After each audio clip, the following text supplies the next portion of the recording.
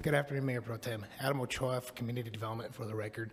So what we're looking at with this proposed case right now is give you a little bit of backstory. I guess we're going to start for recreation cannabis history here in the city.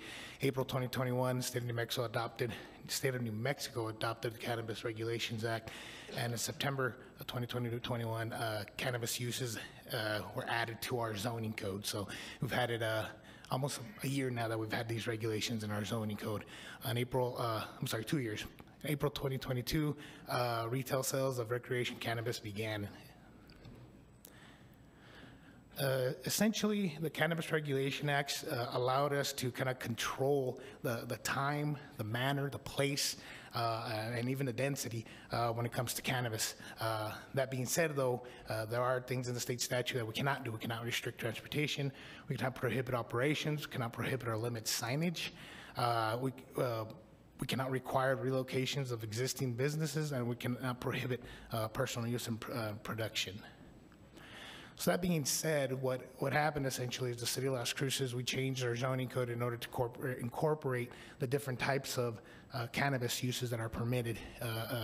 The cannabis retail or micro businesses are allowed in our commercial zoning districts, C1, C2, and C3. Cannabis industry, manufacturing and so forth like that is allowed in our industrial zoning, M1, M2, and M3. Cannabis research is allowed as well in our, not only in our industrial technology zoning district, but our other industrial zoning districts as well. And of course, we also do allow cannabis micro businesses in our, what are called our rural residential settings. So our EE zoning, equestrian estate, REM, residential estate mobile, these are kind of our rural larger lot kind of thing where we would allow you to do a micro business out of there. So essentially the existing conditions are that all cannabis uses must be a minimum of 300 feet from any school or daycare. Cannabis retail and micro businesses in the C1, C2, and C3 zoning districts must be a minimum of 300 feet from residential zones and 300 feet from each other as well. An SUP or a special use permit can be applied for if a business is closer to either one of those, either from each other or from a residential zone. Additionally, on top of that, no consumption is actually permitted in our C1, our commercial low intensity zoning district. Excuse me. Additionally, with the cannabis industry, it can have kind of like an accessory retail associated with it when it comes to industry, the industrial side of it. That being said, though, they're limited to 5,000 square feet in size and no more than 49% of the total square footage of that building. So essentially, the primary use would still be that industrial use. Secondary would be that retail aspect. Cannabis micro businesses and the SUP or in the EE or REM zoning district, again, can be accessory to the primary residential use on the property, limited to no more than 200 mature plants. Products for sale must be grown on site, located in fully enclosed accessory buildings, 100 feet from any residences. So that's including on site and from any adjacent residence as well. So some things to take into consideration when we're looking at this amendment. Other like uses in the city of Las Cruces do not have buffers from each other. You can have a McDonald's right next to Burger King. You could have, Adam's Burritos right next to Tim's Burritos with no issue. Additionally, there's been no real additional or unique impacts that have been noted. We have had no code enforcement complaints over the past couple years that this has been going on. We do have a weekly meeting with potential cannabis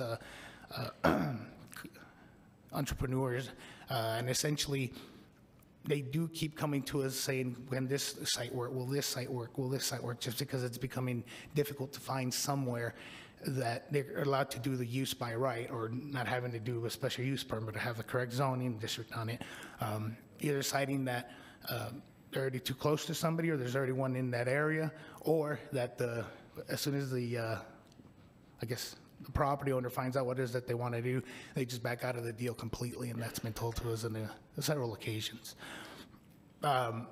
Staff does also see kind of like an inadvertent inequalities between multifamily and single family.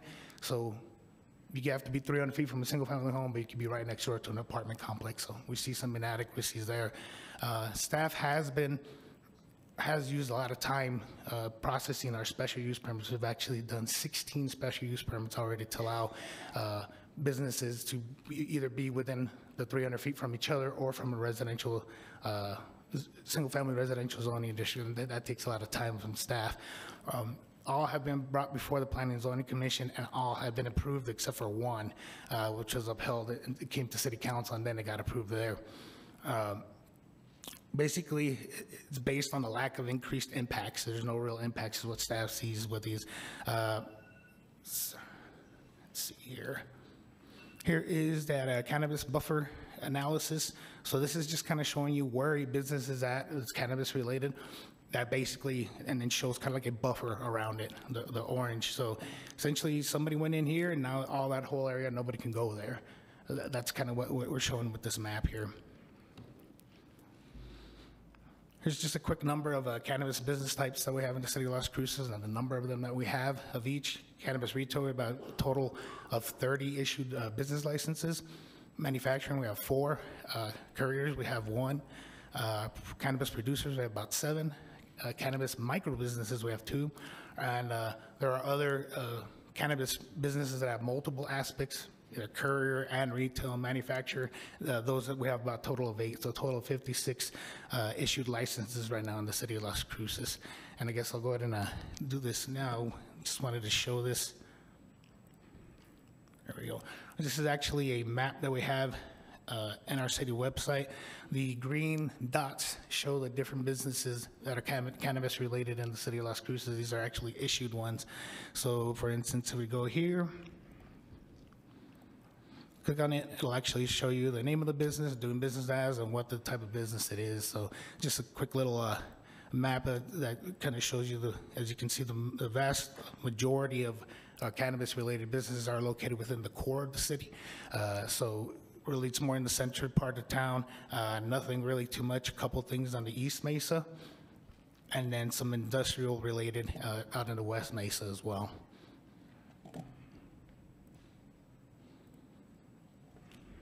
Just get back in here. So staff is here before you. We're recommending amendments to our existing zoning code, essentially to section 38-53, which is the conditional use section of the code. We're asking to essentially eliminate the 300-foot buffer requirement for cannabis retail and micro businesses from each other and from single family homes as well. So those are the two, essentially the only real buffer that will still be required would be the 300-foot buffer from any school or daycare. That would still be in place. Additionally, under section 38-54 in the special use permits, we would eliminate the requirement for special use because essentially you would no longer need one because there'd be no more buffer requirement.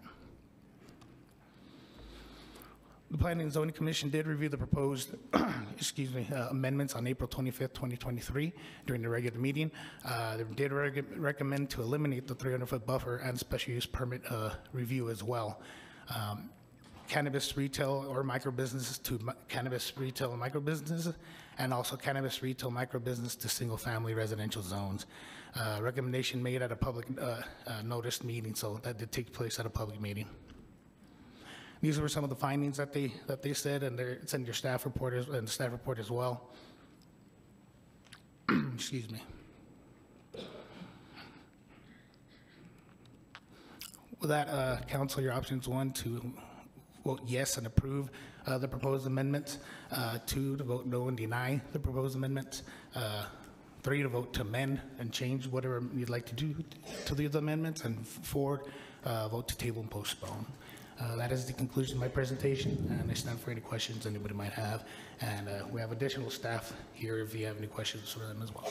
Thank you, Adam. Councilor Graham. Hi, thank you. I wanted to catch you while you were here, Adam, before you